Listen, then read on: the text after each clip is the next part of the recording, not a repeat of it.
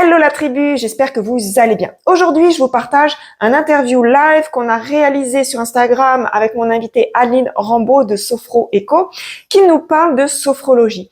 Comment cette technique, la sophrologie, peut accompagner, peut aider les personnes hautement sensibles. Alors, profitez bien de cette interview, pensez à vous abonner à la tribu des sensibles pour encore plus avoir d'informations sur votre haute sensibilité et pensez à mettre un pouce levé si vous avez aimé, ça va permettre à l'algorithme de YouTube de diffuser encore plus cette vidéo.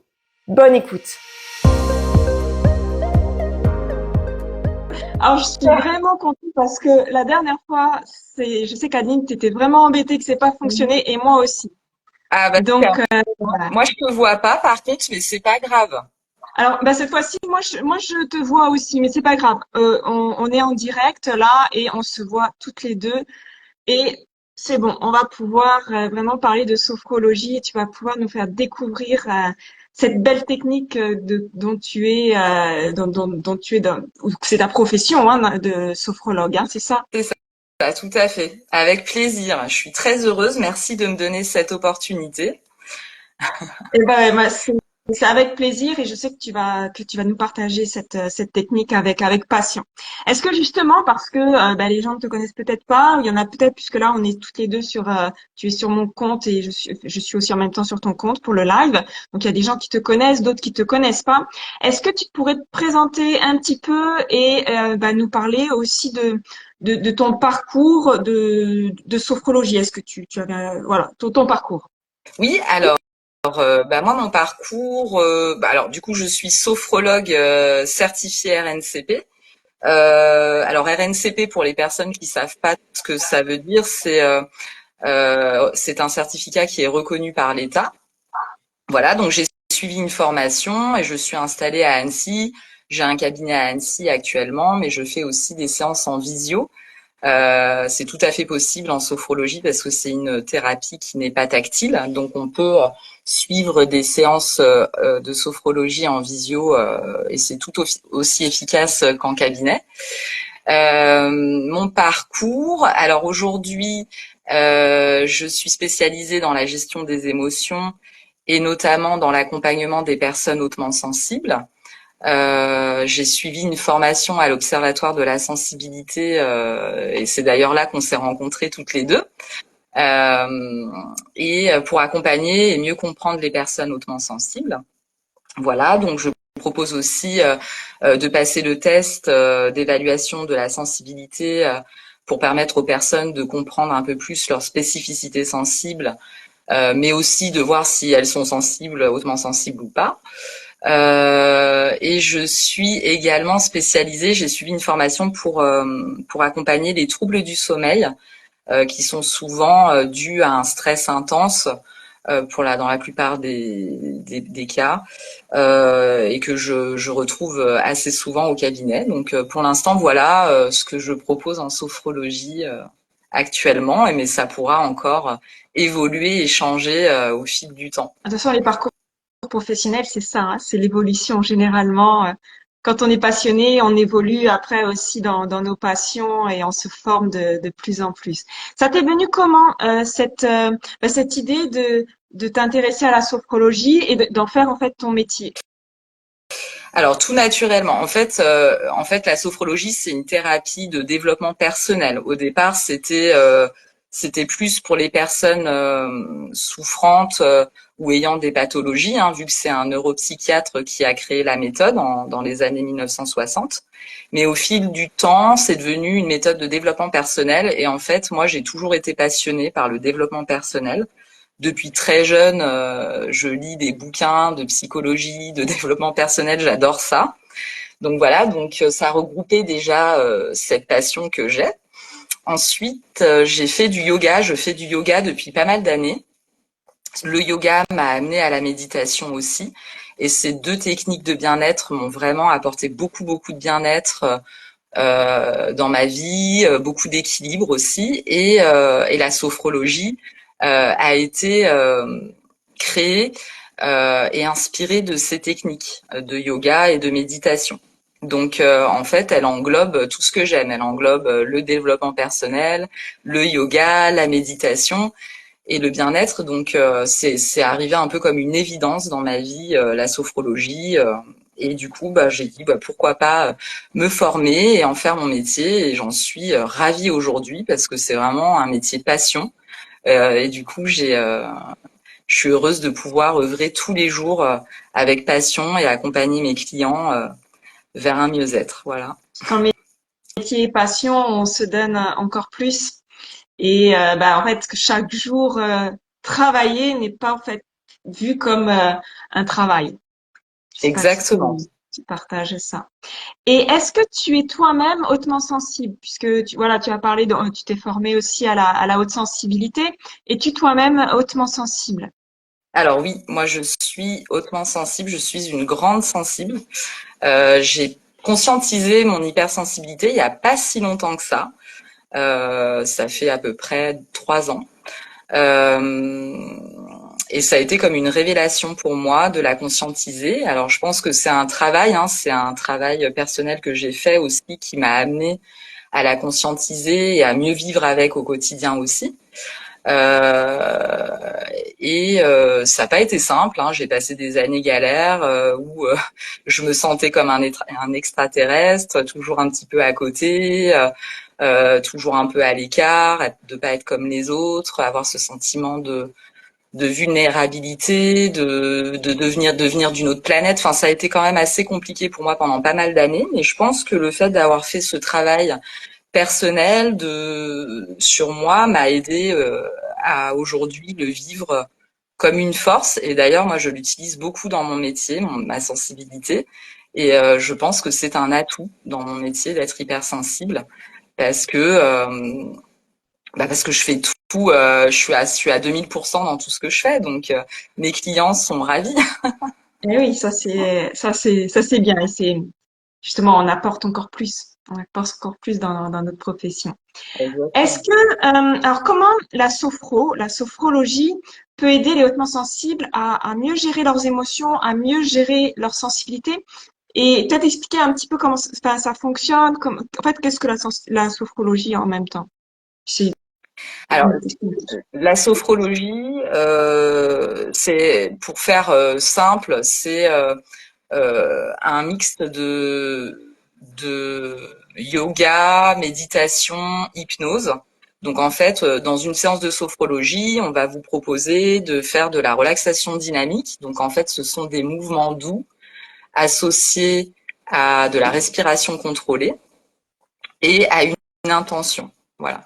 Donc en général, vous faites des relaxations dynamiques durant la séance et en fin de séance, on propose une sophronisation qui là est une visualisation guidée par la voix du sophrologue et qui est inspirée de l'hypnose. Donc en fait, en sophrologie, bien naturellement, c'est très efficace pour la gestion des émotions, pour évacuer le négatif, les tensions, venir booster les capacités qu'on a en nous, et aller chercher en nous les ressources que l'on a en nous, parce que chacun a des ressources positives et elles sont toutes en nous, et donc ça permet vraiment de se recentrer et d'harmoniser le corps et l'esprit. Voilà. Donc à force de pratique, ça fonctionne par la répétition, la sophrologie, il faut répéter. Et si tu veux, le cerveau fait pas la différence entre le réel et l'imaginaire. Donc, à force de lui dire et de s'entraîner et de répéter la méthode et les exercices, au bout d'un moment, on change notre perception du monde et la perception qu'on a de soi aussi. Voilà. Et on est très centré sur le positif en sophrologie. On va vraiment aller puiser les ressources de la personne pour qu'elle puisse atteindre l'objectif qu'elle veut atteindre dans sa vie. Et est-ce que tu aurais alors tu as donné quelques notions, mais est-ce que tu aurais quelques exercices, même quelques exercices ou techniques qui pourraient aider une personne hautement sensible, à réduire ce stress quotidien qu'elle pourrait avoir? Alors, Si tu as. oui, bien sûr, en fait, il n'y a que ça. Non, en fait, si tu veux, il n'y a pas d'exercice spécifique pour les hypersensibles. En fait, chaque hypersensible déjà est unique et différent. Donc moi, je propose que des accompagnements personnalisés. Donc si tu veux, je vais personnaliser chaque séance, chaque exercice va être adapté à l'intention de la séance et à l'intention qui est utile pour l'accompagner, pour la personne. Donc, si tu veux, chaque exercice peut être utile pour gérer ses émotions, pour booster la confiance en soi, pour l'affirmation de soi, etc. Donc, c'est plus un cheminement des étapes, tu vois, des séances, de séance après séance, que une personne hypersensible va pouvoir révéler sa force en pratiquant. Mais il n'y a pas un ou plusieurs exercices spécifiques à l'hypersensibilité. Donc, Si tu veux, je sais pas est-ce que si c'est assez tu... clair ce que je dis. Hein? Oui, c'est tout à fait. Moi, je pense que tout le monde aura bien compris, même ceux qui vont regarder en replay.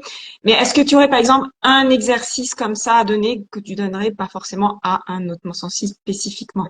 Alors, il y a un exercice qui est assez connu et facile à faire et qui est très efficace. Il s'appelle le pompage des épaules.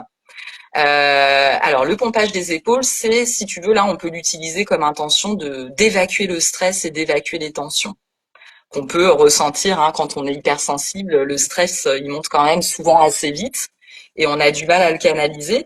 Donc, on peut utiliser le pompage des épaules. Donc, pour ça, on va imaginer des valises sur le sol remplies de notre stress, de nos tensions, de ce cocktail d'émotions qu'on peut avoir et qui nous pèse. On va inspirer profondément en fermant nos poings et en imaginant attraper nos valises. Donc, je le fais, du coup. Donc, t'inspires. T'attrapes les valises avec tes mains en fermant tes poings. Et là, tu vas bloquer la respiration et tu vas monter plusieurs fois tes épaules, comme ça, en imaginant décoller tout le stress en toi, décoller toutes les tensions en toi. Et tu souffles en ouvrant les mains et en imaginant jeter toutes les tensions en dehors de toi. Et ça, tu peux le répéter 3 fois. Tu peux le faire dès que tu sens le stress monter, dès que tu sens les tensions monter. Un petit pompage des épaules, hyper pratique, tu l'emmènes partout avec toi, au travail, à la maison, en sortie, en week-end, dès que tu as un petit coup de tension, un pompage des épaules et ça va mieux.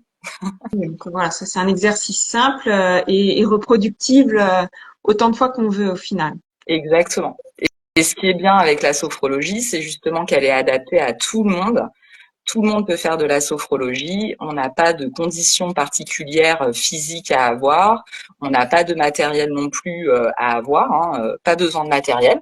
Tu sors du travail, tu es à ta pause déjeuner, tu peux faire de la sophrologie sans problème. Tu n'as pas besoin de tenue de sport ou quoi que ce soit. Et elle est rapide à faire. Ça veut dire un exercice comme ça, par exemple, en 3 minutes, il est fait. Donc, ça te prend pas beaucoup de temps dans tes journées et dans ton quotidien.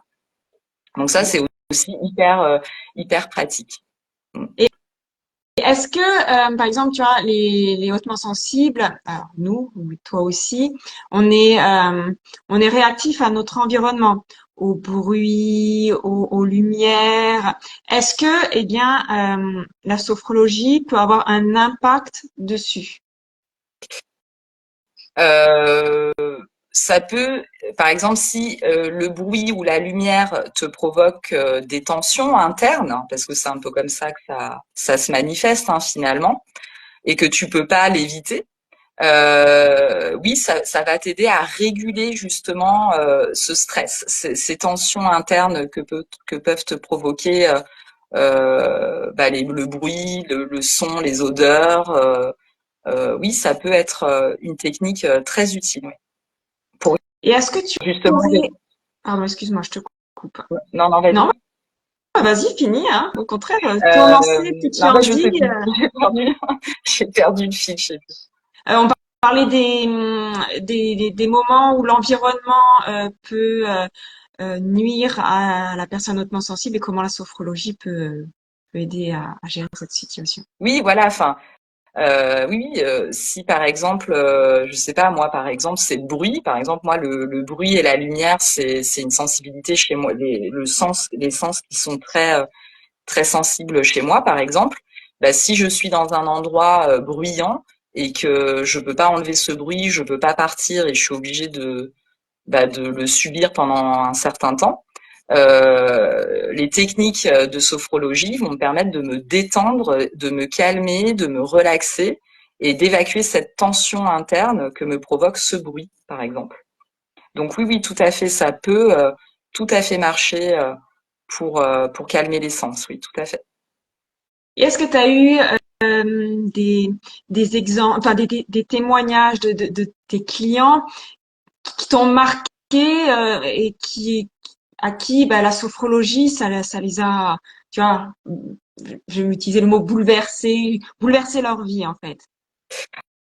Alors, bouleverser leur vie, ce serait quand même pas très honnête de dire ça. Bouleverser leur vie, non, mais oui, j'ai le cas, notamment, je pense à une cliente que j'ai vue hier soir et qui est hypersensible. Hein, elle a fait le test avec moi et il s'avère que de fil en aiguille, euh, j'ai pu détecter qu'elle avait une sensibilité assez élevée par rapport à tout ce qu'elle me disait. Et du coup, je lui ai proposé de faire le test et il s'avère que oui, elle a une sensibilité élevée. Et elle était venue me voir à la base, justement parce que elle avait trop d'émotions au travail qu'elle n'arrivait pas à gérer et qui a fini par lui provoquer un burn-out et elle a été arrêtée parce qu'elle était épuisée voilà, par le travail, par ce besoin de perfectionnement aussi qu'elle avait au travail. Donc elle s'épuisait par rapport à ça, elle avait beaucoup d'émotions qu'elle n'arrivait pas à gérer. Et puis du coup, un jour, son corps a dit stop et elle a plus réussi à aller travailler. Donc elle s'est fait arrêter et elle a été arrêtée pour épuisement. Donc là, elle est venue me voir. Et à l'époque, elle était vraiment pas bien. Au tout début, elle était complètement effondrée. C'était vraiment très très elle était vraiment dans le mal à ce moment-là. Et là, elle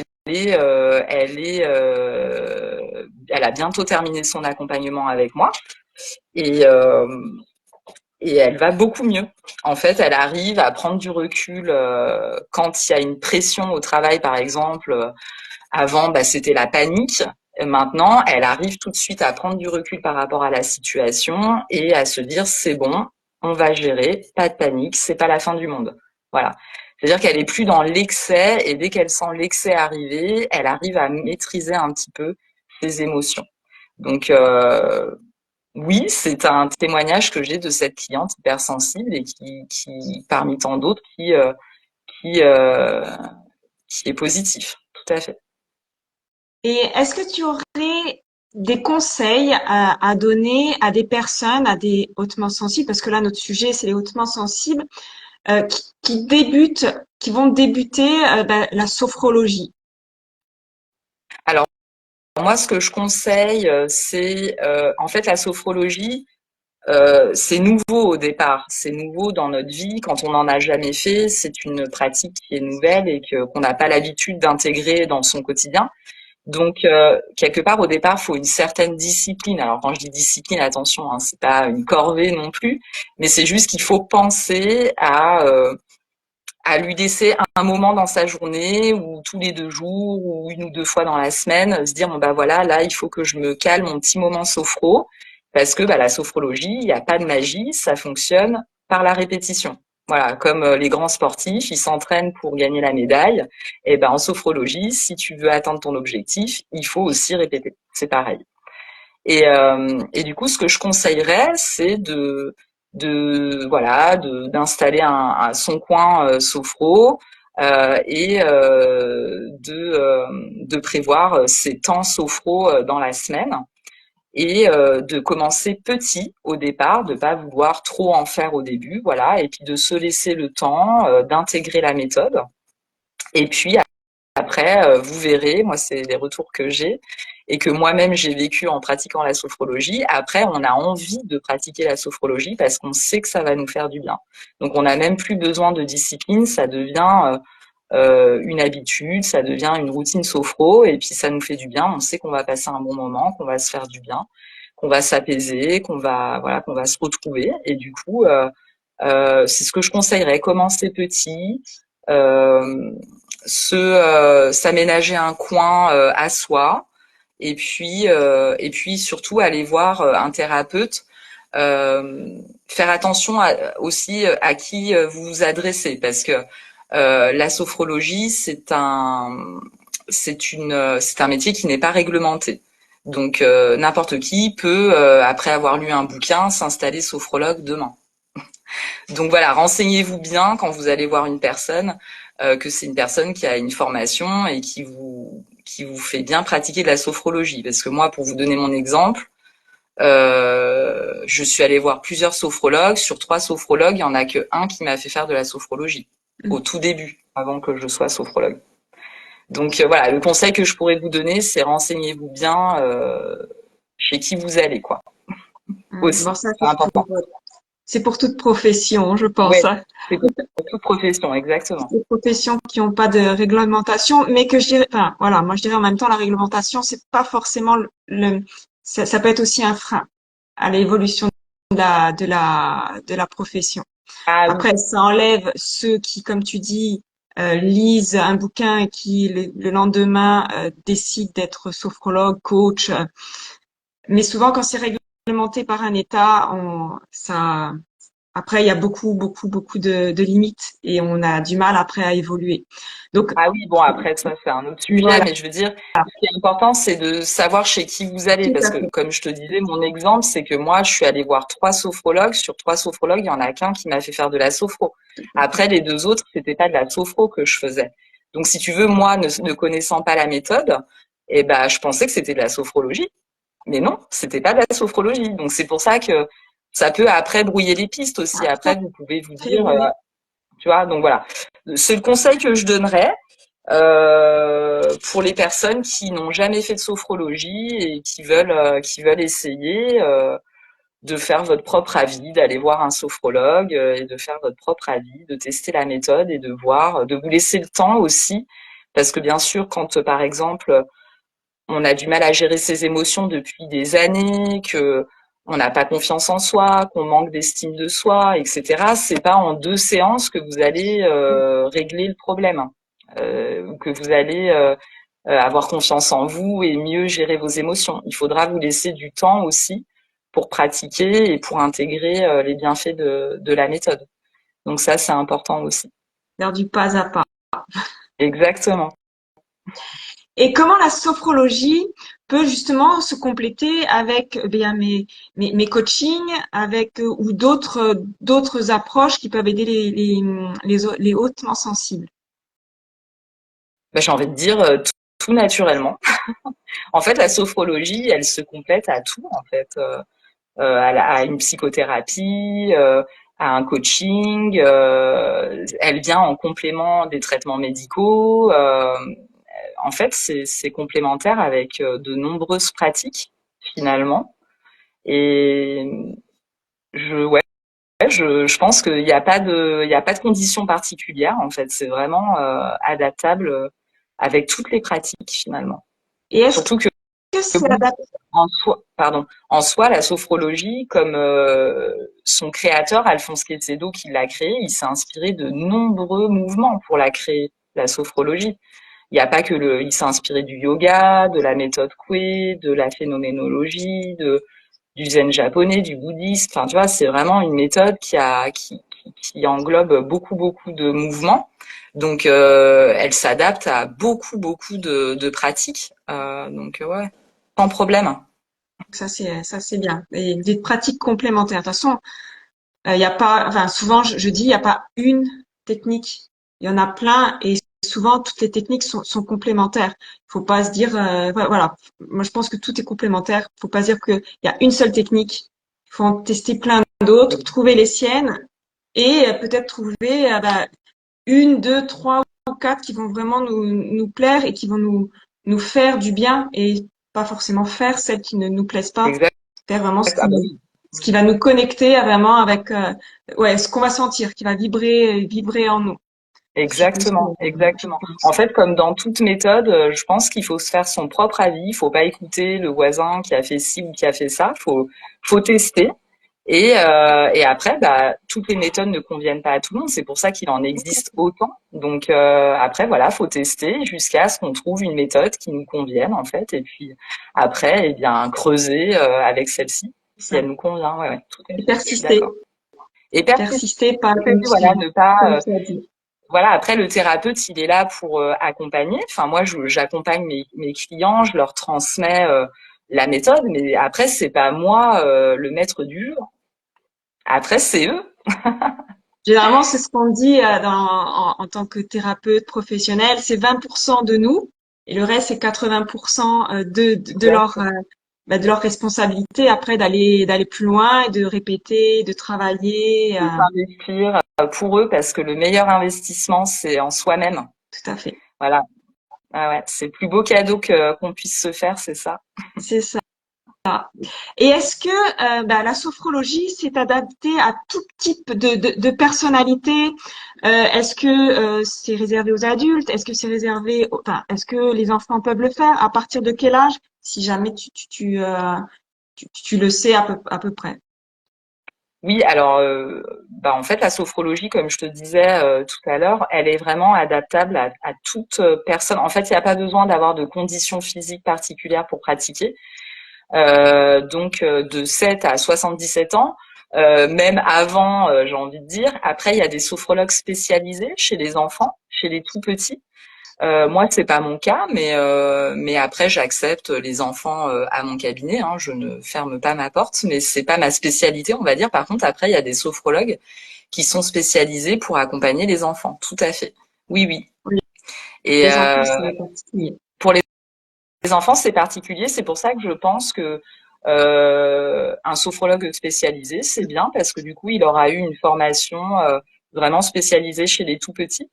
Parce que il faut quand même, voilà, il y a de la concentration quand même à avoir durant la séance. Donc, chez les tout petits, c'est quand même un savoir-faire qu'il faut maîtriser. Donc, oui, oui, mais ça existe, hein, tout à fait. Oui, oui, c'est possible. Et est-ce que tu as déjà rencontré bien des idées reçues par rapport à la sophrologie ou quels sont vraiment les principaux obstacles, principaux obstacles plutôt que tu aurais pu rencontrer face à des gens qui voilà, ils sont face à la sophrologie. Des idées reçues. Alors, des obstacles, comment dire? En fait, ce qu'on peut souvent confondre, c'est un sophrologue avec un psychologue. Moi, j'ai déjà eu le cas. Qu'on confonde un petit peu, ou alors parfois peut-être en séance, peut-être que parfois certaines personnes ne font pas la différence, on va dire, entre sophrologue et psychologue. En fait, nous, on n'est pas psychologue du tout, mais par contre, on est très complémentaires. Mais on n'est pas psychologue. Et moi, en tant que sophrologue, je vais pas chercher à comprendre pourquoi vous souffrez de tel ou tel symptôme. Euh, mais je vais plutôt par contre le psychologue oui, lui il va chercher pourquoi, d'où ça vient, etc. Le sophrologue non. Mais par contre le sophrologue on va stimuler vos ressources, on va aller puiser en vous voilà vos ressources, on va aller euh, stimuler vos capacités, vous libérer des tensions physiques, émotionnelles, mentales, accroître votre potentiel, vos capacités. Ça, on va travailler là-dessus. Mais par contre, on n'ira pas chercher à pourquoi vous êtes comme ça. Voilà la différence qu'il peut y avoir avec un psychologue. Ça, c'est vrai que souvent, je le constate. Après, ce que j'ai pu rencontrer sur les idées reçues, mais c'est arrivé très rarement, en tout cas pour l'instant, pour moi, hein, dans mon cabinet, c'est arrivé très rarement, mais des personnes, on va dire, peu investies et qui pensent que ça va se faire tout seul et que c'est le sophrologue qui fait pour eux, et puis voilà.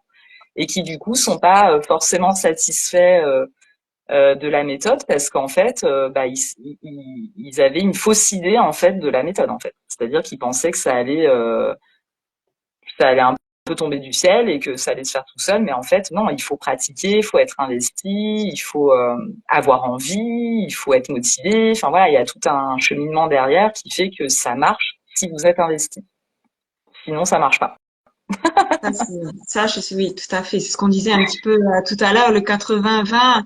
Il y en Exactement. a beaucoup, que ce soit en sophro, en méditation, en coaching, où des gens pensent que on va leur apporter la solution et que après une séance, ça y est, ils sortent avec la solution et que leur vie tout a changé. Ça, tout à l'heure, j'ai mis le mot bouleversé. C'était juste pour mettre un peu d'intensité dans ce qu'on fait, en fait, parce que euh, on change pas la vie en une fois, mais en plusieurs fois. Tu vois ce Exactement. que je En fait, veux dire? exactement. En fait, en sophrologie, on cherche et on vise une transformation intérieure. Donc une transformation, vous vous doutez bien que ça va pas se faire en 2 séances et puis ça se fera pas tout seul. Il faudra, il y a tout un, il y a des étapes en fait à franchir pour justement révéler des prises de conscience à chaque étape qui font qu'au bout d'un moment on arrive à transformer tout ça. Mais c'est un travail à faire sur soi et c'est un travail qui est excellent et qui est hyper efficace si on est investi. Mais par contre, si on n'a pas trop envie de s'investir, bah forcément ça aura pas d'efficacité. Mais ça c'est comme dans tout, j'ai envie de dire. Après voilà, comme je disais tout à l'heure, la sophrologie elle fonctionne très bien sur certaines personnes, mais il y a d'autres personnes avec qui ça fonctionnera moins parce que tout simplement la méthode ne leur convient pas et qu'il faut qu'ils essayent peut-être autre chose. Voilà. Voilà. Après c'est vraiment chacun y voit ce qui lui plaît et ce qu'il a envie de ce qui lui convient au mieux pour progresser, quoi. Ça, Et donc tester et tester jusqu'à trouver sa technique ou ses techniques, qui sera peut-être la sophrologie. Et c'est important de voilà de pas s'arrêter à une fois parce que on n'a pas aimé quelque chose ou pas. Il faut pas s'arrêter. Il faut se dire allez, j'essaye un autre exact. truc ou pas. Ouais. Ou je vais essayer la sophrologie et je vais persister parce qu'en fait j'ai bien aimé une fois. Ça va pas tout changer, mais on continue. Et ça, c'est toujours, de toute façon, dans le développement personnel, c'est ça. C'est si on veut s'épanouir, se transformer, ce qu'on vit actuellement, c'est pas à pas. C'est pas en un claquement de doigts. C'est ça. Et Voilà, puis en plus, souvent, tout ce qui est nouveau, au début, on n'est pas très à l'aise non plus avec la nouveauté, avec ce qui est nouveau. C'est vrai que souvent, on est tous un peu pareil. Quand c'est nouveau, on appréhende un peu, on n'est pas très à l'aise, voilà. Donc c'est pour ça aussi qu'il faut se laisser le temps, faire quelques séances pour voir si ça nous apporte quelque chose au bout de quelques séances et pas s'arrêter juste à une fois. Parce que en une fois, on n'a pas vraiment le temps de voir si ça fait quelque chose. Faut se laisser un petit peu plus de temps. en Sauf moyenne, si on est complètement réfractaire et que on a détesté. Bon bah là, c'est pas la peine d'aller plus loin. Mais je veux dire, voilà, faut se laisser le temps. et Ouais. en moyenne, comme ça, en moyenne, combien de séances, si les gens veulent se lancer dedans, en moyenne. Après, tu donnes en globalité, hein. Je sais que c'est cas par cas, Ouais. mais généralement, avec tes retours en moyenne, Alors, en moyenne, moi, je constate qu'au bout de 2, 3 séances, au bout de 3 séances, les personnes déjà commencent à ressentir un mieux-être. Ça, c'est flagrant, ne serait-ce que par rapport à leur sommeil, par exemple. Ils dorment mieux, ils sont plus détendus. Déjà, voilà, ils se sentent mieux au bout de 2, 3 séances. Après, comme on vise une transformation, il faut compter minimum 8 séances pour vraiment avoir, là je parle des accompagnements personnalisés, hein, parce que moi je fais que du personnalisé et de l'individuel. Il faut minimum 8 séances pour vraiment avoir un accompagnement complet et efficace sur le long terme, c'est-à-dire pas revenir dans 2 mois avec la même problématique. En fait, moi, dans mes séances, si tu veux, à la fin de chaque séance, je vais envoyer des fiches de séance avec tous les exercices qu'on a vus ensemble avec mon accompagné, l'audio de la visualisation guidée par ma voix également. Donc il y a, du coup, mon accompagné, il a un dossier sophrologie où il y a toutes les séances dedans. Et du coup, au fur et à mesure des séances, il va remplir sa boîte à outils et il va les garder à vie après pour lui. Ça veut dire qu'il pourra repiocher dedans après s'il a besoin à un moment donné dans sa vie plus tard, dans quelques années. S'il a besoin de refaire un petit peu quelques séances, il pourra. Après, s'il a envie de continuer, même après l'accompagnement, la sophrologie et en faire une philosophie de vie, bah, ma foi, je l'invite à le faire. Mais mais voilà, c'est en 8 séances, mais après c'est adapté parce que chaque personne est différente. Il y a des personnes qui auront besoin de moins de séances, il y a des personnes qui auront besoin de plus de séances. Et après, c'est aussi en fonction de la progression de la personne, c'est en fonction de plein de facteurs. Mais en général, il faut compter 8 séances minimum. Alors, je vois que vous êtes plusieurs à avoir rejoint le live. Si vous avez des questions à poser à Adeline, vous n'hésitez pas, hein. On fait pas juste une discussion toutes les deux, hein. On fait ça pour vous. Donc, si vous avez une question à lui poser, vous le mettez en commentaire. Et si Adeline est dans la possibilité de répondre, je pense que ce sera un plaisir pour toi de Oui, répondre. oui, avec plaisir, au contraire. Qu'est-ce que tu pourrais dire? Tu en as un petit peu parlé un peu plus tôt, mais c'est toujours bien de répéter. Aux personnes hautement sensibles qui sont vraiment sceptiques, qui doutent de cette efficacité de la sophrologie, qu'est-ce que tu pourrais leur dire à ces personnes qui doutent, qui se disent, ça se trouve, ça sert à rien, ça marchera pas sur moi. Qu'est-ce que tu pourrais leur dire pour les encourager à essayer? Eh bien, ce que je peux dire en fait, c'est de tester, voilà, de vous faire un avis sur la méthode et de tester. Moi, par exemple, je propose une séance sophro-découverte qui vous permet de tester la méthode et de comprendre ce que la méthode va pouvoir vous apporter à vous et à vos problématiques personnelles, et de tester aussi la pratique. Et du coup, ça vous permet, si vous voulez, de tester avant de vous engager dans un accompagnement un peu plus approfondi. Donc voilà, si vous avez l'occasion de tester avec moi ou avec un autre sophrologue dans votre région une séance de découverte, je vous invite à le faire et comme ça, vous pourrez vraiment vous faire votre opinion et voir si vous pensez que la sophrologie peut vous aider à maîtriser vos émotions, à reprendre confiance en vous, à renforcer l'estime de vous, à prendre du recul euh, et à vous aider à mieux vivre avec votre sensibilité parce que c'est un cadeau, la sensibilité, quand on l'a conscientisée et quand on l'a apprivoisée. Mais c'est sûr que quand c'est pas le cas, ça peut être un défi au quotidien. Donc, moi, je vous invite vraiment à tester la méthode avec une sophro-découverte, une petite séance sophro-découverte. Voilà, moi, j'en propose à mon cabinet, mais j'en propose aussi en visio. Donc, ça se passe très bien. J'ai plein de séances en visio qui se passent très bien. Donc, n'hésitez pas, si vous êtes curieux de découvrir la méthode, n'hésitez pas à passer le pas. Ça vous engage à rien. C'est juste une séance pour essayer. Voilà. Ça, c'est cool. Donc, de toute façon, tu nous diras à la fin où on peut te retrouver. Mais avant, j'aimerais savoir, est-ce qu'il y a des contre-indications? Est-ce que la sophrologie a des contre-indications avec des personnes qui ont des troubles neurologiques, des troubles mentaux? Enfin, voilà. Vraiment, est-ce qu'il y a une contre-indication? Alors, pour les personnes qui ont des troubles neurologiques, des pathologies lourdes, on va dire, hein, des comportements pathologiques, moi, je conseillerais quand même de poursuivre des séances de sophrologie dans des centres spécialisés. Pas proposer. Moi, personnellement, je ne proposerais pas une séance de sophrologie en visio avec quelqu'un qui a des troubles pathologiques. Je ne pense pas que ce soit adapté. Et en général, il vaut mieux quand même que la personne soit déjà suivie médicalement par un médecin, par des spécialistes. C'est quand même très très important et pas uniquement par un sophrologue. Donc je pense qu'il vaudrait mieux s'orienter vers des structures spécialisées pour ce genre de, de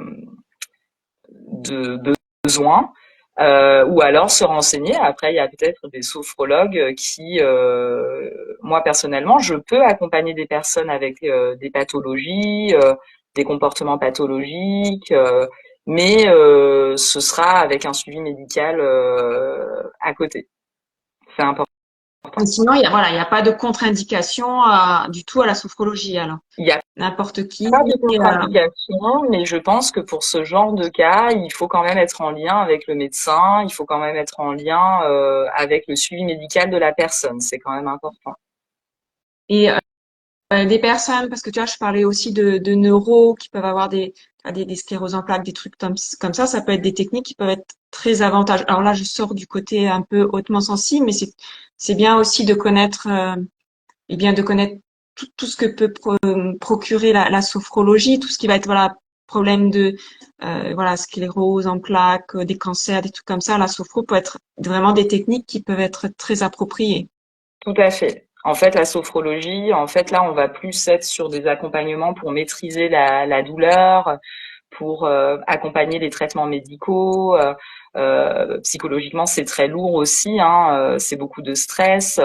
Donc oui, la sophrologie peut accompagner les personnes qui suivent des traitements et qui ont des douleurs comme les fibromalgies, les migraines, toutes sortes de douleurs qu'on peut avoir.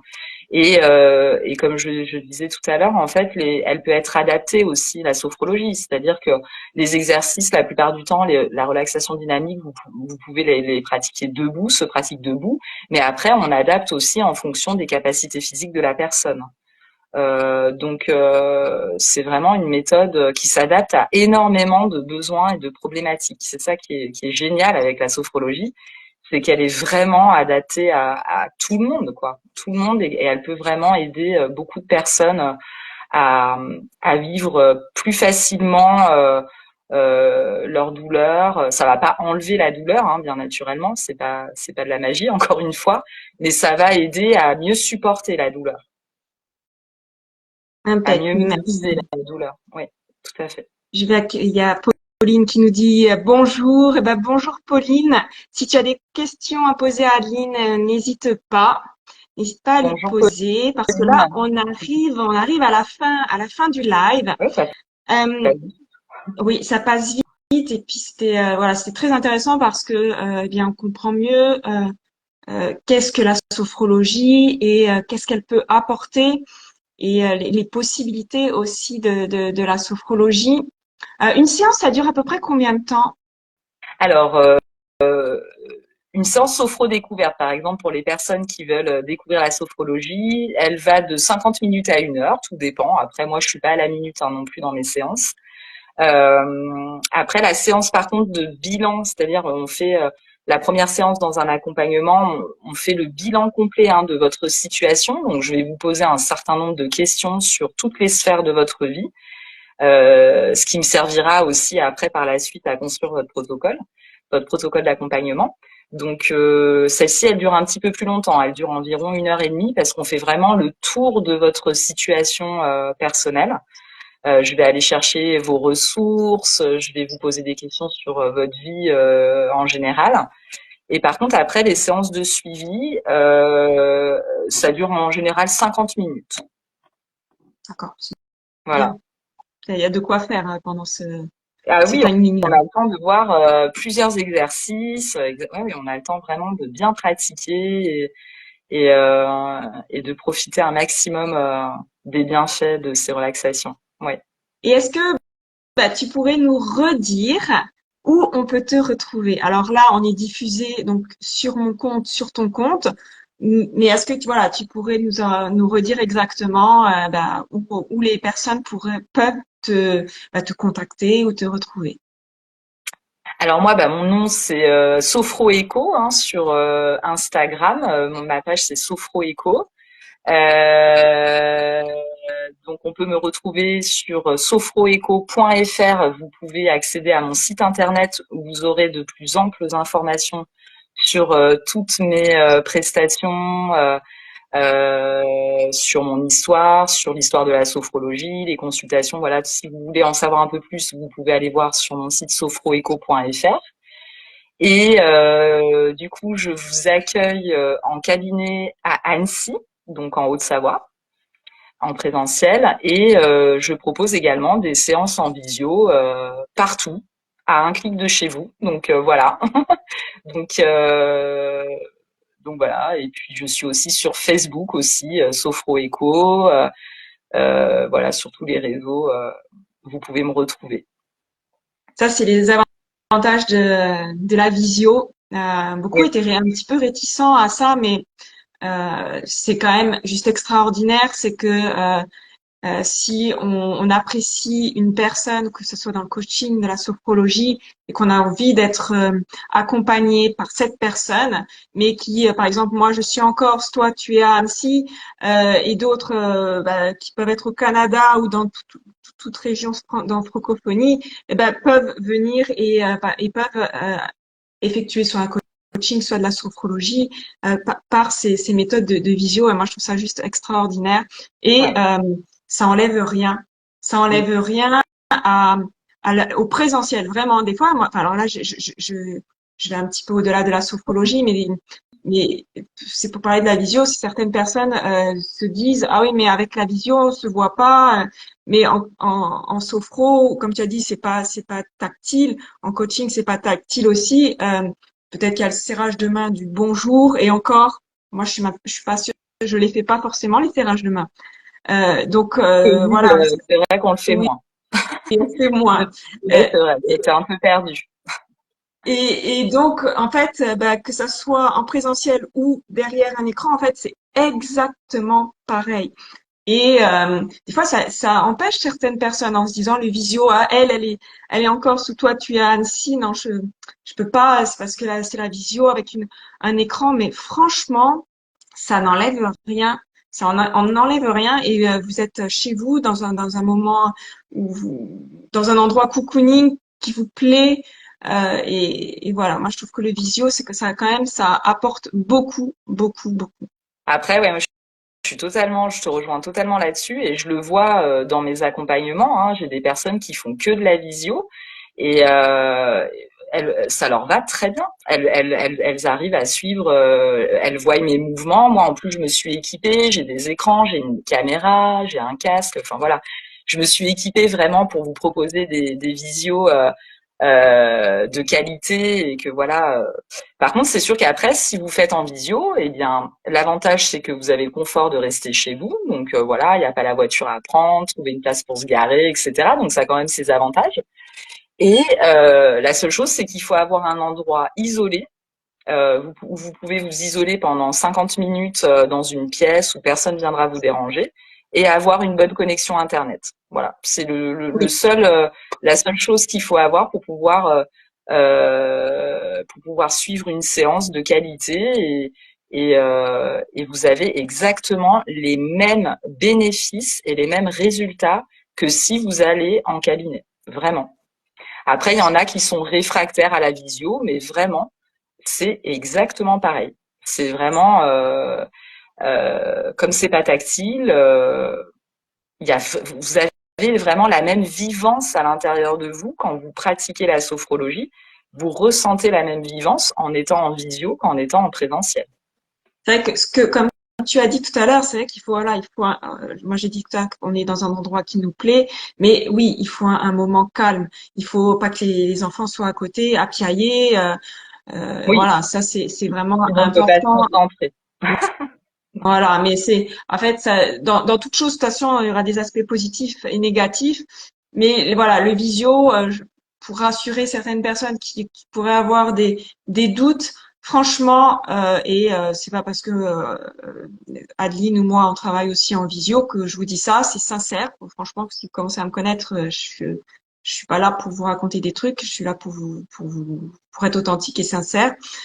Ça n'enlève rien et au contraire, franchement, ça vous permet d'aller vers des professionnels qui vous plaisent. Et ça, c'est une Exactement.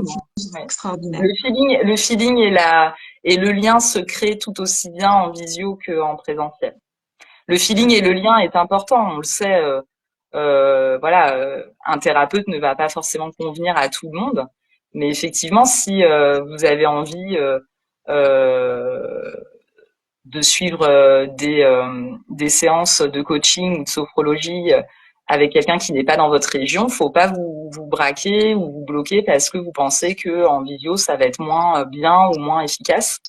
Les l'échange est très est comme en cabinet ou comme en présentiel, vraiment.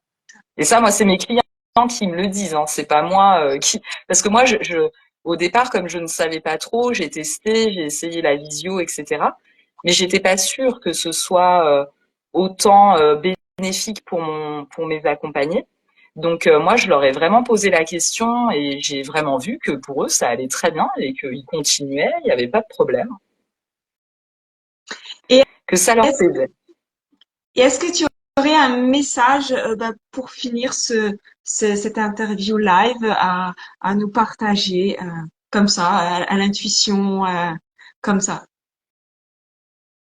Bah moi, je dis souvent, vous avez les ressources en vous, donc en fait, il faut juste apprendre à les utiliser, c'est tout. Et vous faire le cadeau de prendre du temps pour prendre soin de vous, si vous en avez besoin. Voilà, comment dire, vous priviez pas et voilà, prenez soin de vous. Le meilleur investissement, c'est en vous-même. On peut avoir une belle maison, une belle voiture, un beau jardin, un beau chien, des beaux enfants, tout ce qu'on veut.